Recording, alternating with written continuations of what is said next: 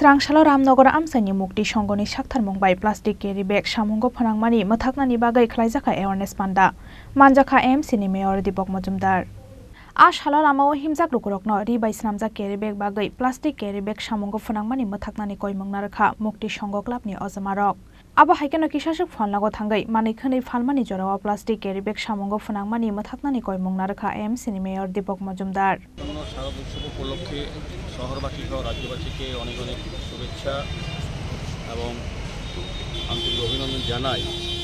বিশেষ করে আমাদের রাজ্যের মাননীয় মুখ্যমন্ত্রী আমাদের সরকার প্লাস্টিক মুক্ত রাজ্য ঘোষণা করা হয়েছে আগে থেকে। সেই উদ্দেশ্যে সারা রাজ্যব্যাপী বিভিন্ন সরকারি প্রতিষ্ঠান, দায়িত্বপ্রাপ্ত সরকারি প্রতিষ্ঠান এবং ব্যক্তি, স্বেচ্ছাসেবী সংগঠন বিভিন্ন পর্যায়ে প্লাস্টিকের ব্যবহারের যে অপকারিতা সে সম্বন্ধে সচেতনতা অনেক প্রোগ্রাম করা হয়েছে, আমাদের সরকার থেকে করা হচ্ছে। কিন্তু আমরা যখন আগরতলা পৌর উপলক্ষে দুর্গাপুজো উপলক্ষে শারদীয় উৎসব উপলক্ষে বিভিন্ন পুজো কমিটি, ক্লাব, সাথী সংগঠনে আগরতলায় যখন মাননীয় মুখ্যমন্ত্রীর পৌরহিত্যে আমরা সভা করেছিলাম, তখন সভা থেকে রাজ্য সরকার এবং পৌর নিগমের পক্ষ থেকে আবেদন রাখা হয়েছিল যে রাজ্যকে প্লাস্টিক মুক্ত রাজ্য গঠন করার ক্ষেত্রে সকলকে এগিয়ে আসার জন্য। বিশেষ করে ব্যবসায়ী হিসাবে যারা যুক্ত আছেন, যারা প্লাস্টিকের মাধ্যমে সামগ্রী বিতরণ করে থাকেন তাদের কাছে সে বর্জন করা এবং আইনগতভাবে তাদের বিরুদ্ধে ব্যবস্থা গ্রহণ করার জন্য সরকার উদ্যোগ নিয়েছে।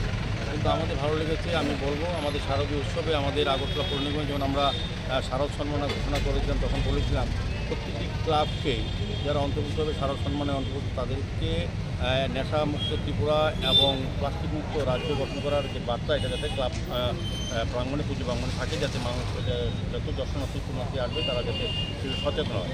সেই আবেদনের সাড়া দিয়ে আমি বলবো আজকে প্রথম আমাদের রামনগরস্থ মুক্তি সংঘ ক্লাবের উদ্যোগে একটা সচেতনতা র্যালির আয়োজন করা হয়েছে।